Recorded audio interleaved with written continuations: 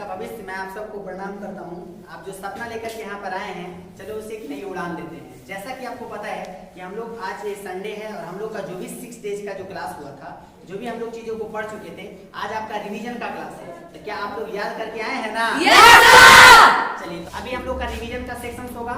आप लोग मेरे साथ रिवीजन कीजिएगा। जो 6 दिन तक हम लोग लगातार पढ़े हैं उसका हम लोग रिवीजन करेंगे। तो जैसा कि आपको पता, हम यहाँ पर इंग्लिश पढ़ने के लिए आए, तो सबसे पहले जिसके बारे में हम पढ़ेंगे वो है क्या, उसके बारे में जान लेते हैं। इसके उद्देश्य से आपको लिखाया गया था definition. What is definition of English? बता सकते हैं व्हाट इज इंग्लिश? बोलिए तो। वाह, क्या बात है। आपको बताया गया था कि English is a language. English एक भाषा है।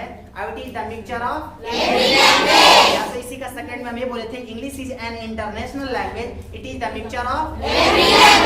अंग्रेजी पूरे अंतरराष्ट्रीय भाषा है, पूरे विश्व में बोले जाने वाली सबसे बड़ी भाषा है, क्योंकि ये बहुत सारी भाषाओं का मिश्रण है।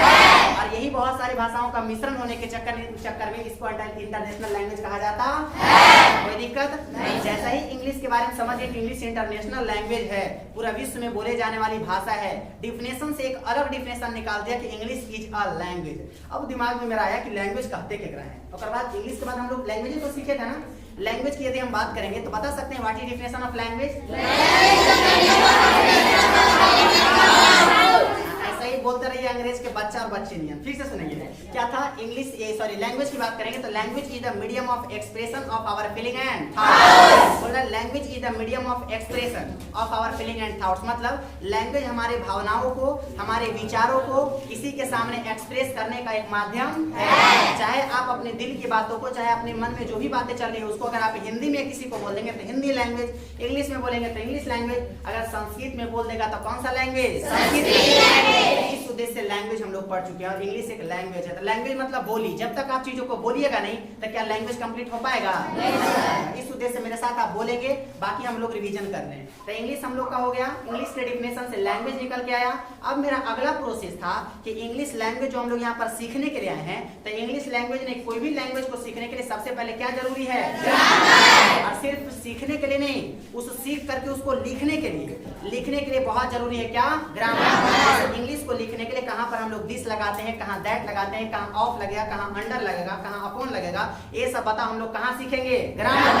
तो इस उद्देश्य से इंग्लिश लैंग्वेज को सीखने के लिए हमको एक अलग टॉपिक पढ़ना पड़ेगा जिसका नाम कुछ है ग्रामर। कोई दिक्कत नहीं। अब ग्रामर हम किसको कहते हैं, ग्रामर के बारे में हम लोग जानेंगे। तो बता दो, इसके लिए हमको डिफिनेशन आपको लिखाया गया था कि what is definition of grammar. क्या पता है? बोलिए तो क्या था?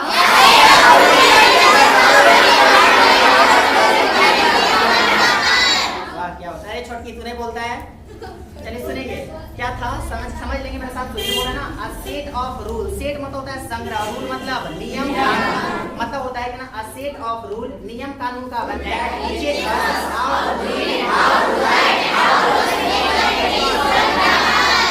आप लोग का एक बार बोलने वाला प्रोसेस हो गया। अब सुनिएगा फिर से क्या था। A set of rule that teaches us how to read, how to write, how to speak correctly is called grammar. मतलब नियम कानून का वैसा संग्रह जो हम लोग को सिखाता है कि शुद्ध शुद्ध कैसे पढ़े, शुद्ध शुद्ध कैसे लिखे और शुद्ध शुद्ध कैसे बोले, इसी को ग्रामर कहा जाता है। अब मेरा दिमाग में ये आता है, या फिर अगले प्रोसेस मेरा ये होता है कि इंग्लिश लैंग्वेज को लिखने के लिए ग्रामर का जरूरत है। तो सबसे पहले किसके दिमाग में आया था कि हमको ग्रामर को ऐसे ऐसे पढ़ा जाए? ग्रामर का स्ट्रक्चर सबसे पहले किसने दिया था? किसके दिमाग में आया था कि ग्रामर को कैसे कैसे पढ़ना है? और इंग्लिश लैंग्वेज को हमको सीखना है या फिर उसके लिखने के लिए सीखना है तो हमको ग्रामर पढ़ने का जरूरत है। जो पहली बार बताया होगा उसी को फादर ऑफ इंग्लिश ग्रामर कहेंगे।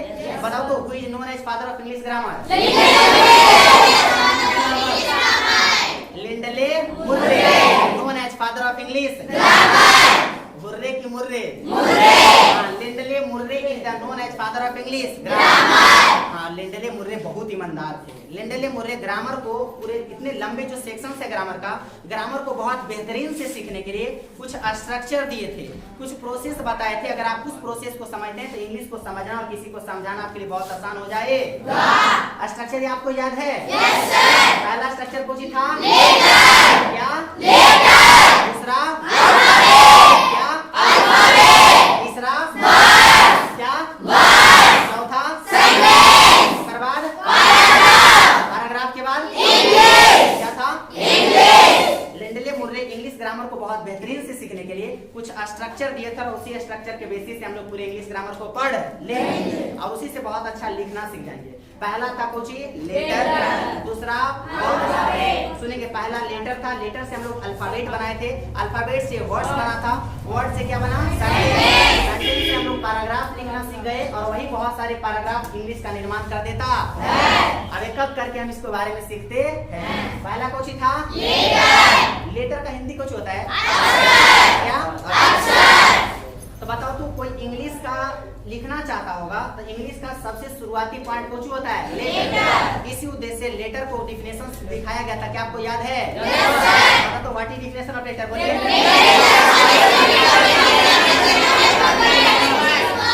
सबको याद है ना? सुनिए था letter is the smallest unit of English language. Letter पूरे इंग्लिश का सबसे छोटा इकाई है with the help of the right and English words, जिसके मदद से हम इंग्लिश वर्ड्स को लिख पाते हैं।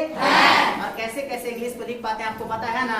इसका प्रोसेस आपको बताया गया था। मतलब कहने का अर्थ है कि लेटर इंग्लिश का सबसे छोटी इकाई है जिसके मदद से हम लोग इंग्लिश शब्द को लिख पाते हैं। अब बात करेंगे लेटर का, तो बताओ तो इंग्लिश में लेटर टोटल कितने होते हैं? 26। कितना होते हैं? 26। और इस 26 लेटर को कई पार्ट में बांटते हैं? 2 कौन पार्ट में? 2 पार्ट। इसको लिखने का प्रोसेस है, इस लेटर को कई पार्ट में बांटते हैं? 2। पहला कैपिटल लेटर, दूसरा स्मॉल लेटर। पहला कैपिटल लेटर, दूसरा स्मॉल लेटर। कैपिटल लेटर भी क्या होते हैं? 26। स्मॉल लेटर भी 26। कोई दिक्कत नहीं है, सबको ही जानता है। लेकिन हम लोग को लिखने में गलती कहाँ से होता है, तो इसके लिए हम लोग रूल पढ़ेंगे तो समझ में आ जाएगा। हालांकि रूल नहीं पढ़े थे, स्ट्रक्चर बेसिस से था, आपको बताया गया था। समझिए देखिए क्या प्रोसेस होता है। लेटर की यदि हम बात करेंगे तो कैपिटल लेटर की बात करेंगे, इसका रूल लिखाया गया था, क्या आपको याद है?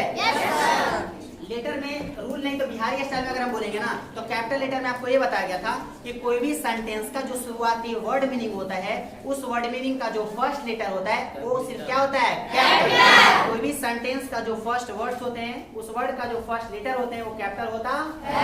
वो कंसेप्ट बताया गया था कि कोई भी सेंटेंस का जो फर्स्ट वर्ड मीनिंग होता है उस वर्ड मीनिंग का जो फर्स्ट लेटर होते हैं वो कौन सा लेटर होता है? Capital letter. कोई भी सेंटेंस का फर्स्ट वर्ड मीनिंग के फर्स्ट लेटर कैपिटल होता है, तो जब फर्स्ट कैपिटल हो जाएगा तो बाकी सब के सब स्मॉल, बाकी सब के सब स्मॉल। बस वही फर्स्ट लेटर कैपिटल और बाकी सब स्मॉल। जैसे ही बहुत दिन तक ये रूल चला, लेकिन जैसे ही लेंडले मुर्रे को लगा कि नहीं, कोई भी सेंटेंस में जो नाम होता है किसी का, चाहे कोई व्यक्ति का नाम, जानवर का नाम, स्थान का नाम, कोई भी नाम क्यों ना होता है, कोई किसी भी व्यक्ति का नाम होता है, उस सेंटेंस का सबसे इंपॉर्टेंट पार्ट होता है। उसके दिमाग में ये लगा, तब लेंडले मुर्रे एक रूल बनाए कि कोई भी नाम का भी जो फर्स्ट लेटर होगा वो कैपिटल लिखा जाना चाहिए। तब अगले रूल बन जाता है कि चाहे कोई भी नाम सेंटेंस के कहीं पर भी क्यों ना रहे, चाहे शुरू में नाम रहे, चाहे बीच में रहे, चाहे लास्ट में रहे, उस नाम का फर्स्ट लेटर भी कैपिटल होगा। कोई दिक्कत? इस उद्देश्य से कैपिटल लेटर और स्मॉल लेटर का प्रोसेस खत्म। इससे हम लोग लिखना सीख रहे थे। जैसे ही लेटर सीख गए, अगला पार्ट कुछ होता है अल्फाबेट। क्या? अल्फाबेट। बोलिए मेरे साथ, क्या था? अल्फाबेट। अल्फाबेट की बात करेंगे तो अल्फाबेट भी कितने होते हैं? टोटल कितने वर्ड्स होते हैं? 26। अल्फाबेट्स का डिफिनेशन आपको लिखाया गया था कि व्हाट इज अल्फाबेट, पता है? Yes sir. बताइए what is definition of alphabet, बोलिए तो। हाँ बोलिए आप लोग, क्या था? सुनेंगे a set of letter in a fix order. बोला लेटरों का वैसा समूह जो फिक्स ऑर्डर में होता है उसी को अल्फाबेट कहा जाता है। A set of letter in a fix order is called alphabet. Fix order in the sense, एक ही लेटर का मतलब होता है कि कहीं पर भी ए बी सी डी कहीं से भी आप लिख करके चालू कर देंगे वो लेटर कहलाता है। लेकिन ए से लेकर के जेड तक के लगातार लिखेंगे, A B C D E F से लेकर जेड तक, वो कौन सी कहलाएगा? लेकिन मुंह उठा करके उस अल्फाबेट को कहीं से भी हम चालू कर देंगे तो कौन सी कहला जाएगा? हम आपको एग्जांपल देते हैं, ए बी सी डी और ई नहीं देंगे, एफ दे देंगे और जेड तक लिख देंगे तो कौन सी हो जाएगा? और लगातार लिखेंगे तो कौन सी हो जाएगा? इससे हम कंसेप्ट क्या सीखे? तो सही सही एबीसीडी ही अल्फाबेट कहलाता है और गलत एबीसीडी लेटर। गलत एबीसीडी लेटर। कोई दिक्कत? अब हम जब लेटर की बात करेंगे इतना तो इन्फॉर्मेशन हो गया। अब मेरे पास ये आता है कि लेटर को कितने पार्ट में डिवाइड कर दिए थे? 2 पार्ट। कितना पार्ट? 2 पार्ट। था